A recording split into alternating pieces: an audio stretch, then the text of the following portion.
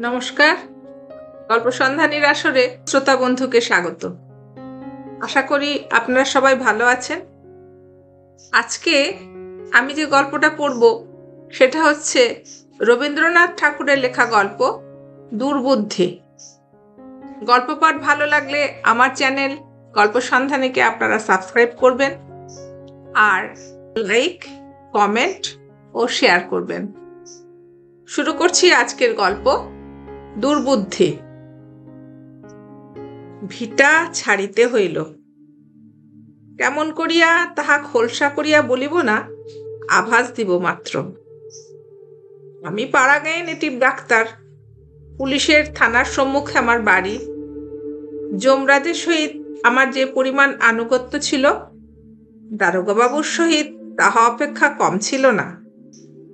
সুতরাং নর এবং নারায়ণের দ্বারা মানুষের যত বিবিধ রকমের পীড়া ঘটিতে পারে তাহা আমার সুগোচর ছিল।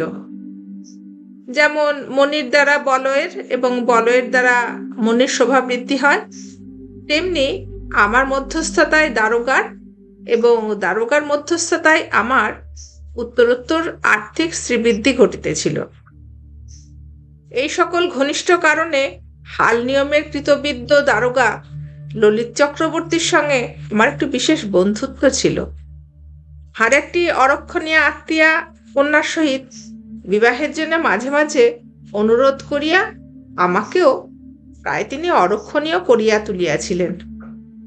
কিন্তু শশী আমার একমাত্র কন্যা, মাতৃহীনা, তাহাকে বিমাতার হাতে সমর্পণ করিতে পারিলাম না। বর্ষে বর্ষে নতুন পঞ্জিকার মতে বিবাহের কত শুভ লগ্নই ব্যর্থ হইল। আমারই চোখের সম্মুখে কত যোগ্য এবং অযোগ্য পাত্র চতুর্দলায় চড়িল। আমি কেবল বরযাত্রীর দলে বাহির বাড়িতে মিষ্টান্ন খাইয়া নিঃশ্বাস ফেলিয়া বাড়ি ফিরিয়া আসিলাম। শশীর বয়স 12 হইয়া প্রায় 13ই পড়ে। কিছু সুবিধা মতো টাকার জোগাড় করিতে পারিলে মেয়েটিকে একটি বিশিষ্ট বড় ঘরে বিবাহ দিতে পারিব এমন আশা পাইয়াছি। সেই কর্মটি শেষ করিতে পারিলে অবিলম্বে আর একটি শুভকর্মের আয়োজনে মনোনিবেশ করিতে পারিব। সেই অত্যাবশ্যক টাকাটার কথা ধ্যান করিতেছিলাম। এমন সময় তুলসীপাড়ার হরিনাথ মজুমদার আসিয়া আমার পায়ে ধরিয়া কাঁদিয়া পড়িল।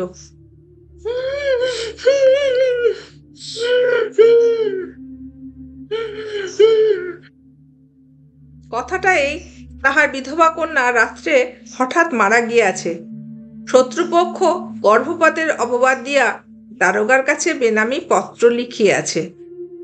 এক্ষণে পুলিশ তাহার মৃতদেহ লইয়া টানাটানি করিতে উদ্যত।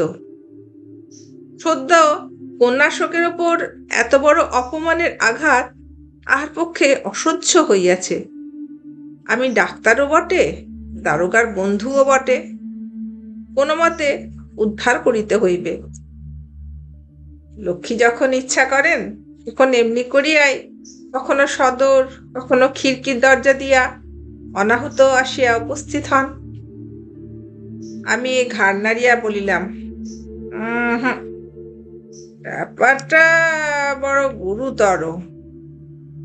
দুটো একটা কল্পিত উদাহরণ প্রয়োগ করিলাম। কম্পমান বৃদ্ধ হরিনাথ শিশুর মতো কাঁদিতে লাগিল। বিস্তারিত বলা বাহুল্য, কন্যার অন্ত্যেষ্টি সৎকার সুযোগ করিতে হরিনাথ ফতুর হইয়া গেল। আমার কন্যা শশী করুণ স্বরে আসিয়া জিজ্ঞাসা করিল, বাবা, ওই বুড়ো তোমার পায়ে ধরে অমন করে কেন কাঁদিতেছিল? আমি তাহাকে ধমক দেয়া বলিলাম, যা যা, তোরা তো খবরের দরকার কি? এইবার সৎপাত্রে কন্যাদানের পথ সুপ্রশস্ত হইল। বিবাহের দিন স্থির হইয়া গেল। একমাত্র কন্যার বিবাহ ভোজের প্রচুর আয়োজন করিলাম। বাড়িতে গৃহিণী নাই। প্রতিবেশীরা দয়া করিয়া আমাকে সাহায্য করিতে আসিল। সর্বশান্ত কৃতজ্ঞ হরিনাথ দিন রাত্রি খাটিতে লাগিল। গায়ে হলুদের দিনে রাত 3টার সময় হঠাৎ শশীকে ওলা উঠায় ধরিল। রোগ উত্তরোত্তর কঠিন হইয়া উঠিতে লাগিল। অনেক চেষ্টার পর নিষ্ফল ঔষধের শিশিগুলি ভূতলে ফেলিয়া ছুটিয়া গিয়া হরিনাথের পা জড়াইয়া ধরিলাম। কহিলাম, মাফ করো দাদা, মাফ করো, এই পাষণ্ডকে মাফ করো। আমার একমাত্র কন্যা, আমার আর কেউ নাই। হরিনাথ শশব্যস্ত হইয়া কহিল, ডাক্তারবাবু, ডাক্তারবাবু, করেন কি, করেন কি? আপনার কাছে আমি চিরঋণী। আমার পায়ে হাত দেবেন না, হাত দেবেন না। আমি কহিলাম, নিরপরাধে আমি তোমার সর্বনাশ করিয়াছি, সর্বনাশ করিয়াছি। সেই পাপে আমার কন্যা মরিতেছে। এই বলিয়া সর্বলোকের সম্মুখে আমি চিৎকার করিয়া বলিলাম, ওগো, ওগো, আমি আমি এই বৃদ্ধের সর্বনাশ করিয়াছি, আমি তাহার দণ্ড লইতেছি। ভগবান আমার শশীকে রক্ষা করুন। বলিয়া হরিনাথের চটি জুতা খুলিয়া লইয়া নিজের মাথায় মারিতে লাগিলাম। বৃদ্ধ ব্যস্ত সমস্ত হইয়া আমার হাত হইতে জুতা কাড়িয়া লইল। পরদিন 10টা বেলায় গায়ে হলুদের হরিদ্রা চিহ্ন লইয়া শশী ইহ সংসার হইতে চিরবিদায় গ্রহণ করিল। তাহার পরদিনই দারোগাবাবু কহিলেন, ওহে, আর কেন, এইবার বিবাহ করিয়া ফেলো, দেখাশোনার তো একজন লোক চায়। মানুষের মর্মান্তিক দুঃখ শোকের প্রতি এরূপ নিষ্ঠুর অশ্রদ্ধা শয়তানকেও শোভা পায় না। কিন্তু নানা ঘটনায় দারোগার কাছে এমন মনুষ্যত্বের পরিচয় দিয়াছিলাম যে কোনো কথা বলিবার মুখ ছিল না। দারোগার বন্ধুত্ব সেই দিন যেন আমাকে চাবুক মারিয়া অপমান করিল। হৃদয় যতই ব্যথিত থাক, কর্মযোগ্য চলিতেই থাকে। আগেকার মতোই ক্ষুধার আহার, পরিধানের বস্ত্র, এমনকি চুলার কাষ্ঠ এবং জুতার ফিতা পর্যন্ত পরিপূর্ণ উদ্যমে নিয়মিত সংগ্রহ করিয়া ফিরিতে হয়। কাজের অবকাশে যখন একলা ঘরে আসিয়া বসিয়া থাকি, তখন মাঝে মাঝে কানে সেই করুণ কণ্ঠের প্রশ্ন বাজিতে থাকে, বাবা, ওই বুড়ো তোমার পায়ে ধরিয়া কেন অমন করিয়া কাঁদিতেছিল? দরিদ্র হরিনাথের জীর্ণ ঘর নিজের ব্যয়ে ছাইয়া দিলাম।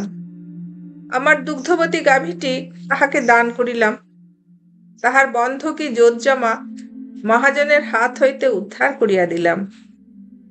কিছুদিন সদ্যশোকের দুঃসহ বেদনায় নির্জন সন্ধ্যায় এবং অনিদ্র রাত্রে কেবলই মনে হইত, আমার কোমল হৃদয়া মেয়েটি সংসার লীলা শেষ করিয়াও তাহার বাপের নিষ্ঠুর দুষ্কর্মে পরলোকে কোনো মতেই শান্তি পাইতেছে না। সে যেন ব্যথিত হইয়া কেবলই আমাকে প্রশ্ন করিয়া ফিরিতেছে, বাবা, কেন এমন করিলে? কিছুদিন এমনই হইয়াছিল, গরিবের চিকিৎসা করিয়া টাকার জন্য তাগিদ করিতে পারিতাম না। কোনো ছোট মেয়ের ব্যামো হইলে মনে হইত আমার শশী যেন পল্লীর সমস্ত রুগ্না বালিকার মধ্যে রোগ ভোগ করিতেছে। তখন পুরা বর্ষায় পল্লী ভাসিয়া গেছে। ধানের ক্ষেত এবং গৃহের অঙ্গন পার্শ্ব দিয়া নৌকায় করিয়া ফিরিতে হয়। ভোররাত্রি হইতে বৃষ্টি শুরু হইয়াছে, এখনো বিরাম নাই। জমিদারের কাছারি বাড়ি হইতে আমায় ডাক পড়িয়াছে। বাবুদের পানসির মাঝি সামান্য বিলম্বটুকুও সহ্য করিতে না পারিয়া উদ্ধত হইয়া উঠিবার উপক্রম করিতেছে। ইতিপূর্বে এরূপ দুর্যোগে যখন আমাকে বাহির হইতে হইত, তখন একটি লোক ছিল যে আমার পুরাতন ছাতাটি খুলিয়া দেখিত, হাতে কোথাও কোনো ছিদ্র আছে কিনা দেখিত, এবং একটি ব্যাঘ্রকণ্ঠ বাদলার হাওয়া ও বৃষ্টির ছাট হইতে সযত্নে আত্মরক্ষা করিবার জন্য আমাকে বারংবার সতর্ক করিয়া দিত। আজ শূন্য নীরব গৃহ হইতে নিজের ছাতা নিজের সন্ধান করিয়া লইয়া বাহির হইবার সময় তাহার সেই স্নেহময় মুখখানি স্মরণ করিয়া একটুখানি বিলম্ব হইতেছিল। তাহার রুদ্ধ শয়ন ঘরটার দিকে তাকাইয়া ভাবিতেছিলাম, যে লোক পরের দুঃখকে কিছুই মনে করে না, তাহার সুখের জন্য ভগবান ঘরের মধ্যে এত স্নেহের আয়োজন কেন রাখিবেন? এই ভাবিতে ভাবিতে সেই শূন্য ঘরটার দরজার কাছে আসিয়া বুকের মধ্যে উহু করিতে লাগিল। বাহিরে বড়লোকের ভৃত্যের তর্জন স্বর শুনিয়া তাড়াতাড়ি শোক সংবরণ করিয়া বাহির হইয়া পড়িলাম। নৌকায় উঠিবার সময় দেখি থানার ঘাটে ডোঙা বাঁধা একজন চাষা কৌপিন পরিয়া বৃষ্টিতে ভিজিতেছে। আমি জিজ্ঞাসা করিলাম, কি রে? উত্তর শুনিলাম, গত রাত্রে তাহার কন্যাকে সাপে কাটিয়াছে। থানায় রিপোর্ট করিবার জন্য হতভাগ্য তাহাকে দুর্গ্রাম হইতে বহিয়া আনিয়াছে। দেখিলাম সে তাহার নিজের একমাত্র গাত্রবস্ত্র খুলিয়া মৃতদেহ ঢাকিয়া রাখিয়াছে। জমিদারি কাছারির অসহিষ্ণু মাঝি নৌকা ছাড়িয়া দিল। বেলা 1টার সময় বাড়ি ফিরিয়া আসিয়া দেখি তখনও সেই লোকটা বুকের কাছে হাত পা গুটাইয়া বসিয়া বসিয়া ভিজিতেছে। দারোগা বাবুর দর্শন মেলে নাই। আমি তাহাকে আমার রন্ধনঅন্নের এক অংশ পাঠাইয়া দিলাম, সে তাহা ছুঁইল না। তাড়াতাড়ি আহার সারিয়া কাছারির রোগীর তাগিদে পুনর্বার বাহির হইলাম।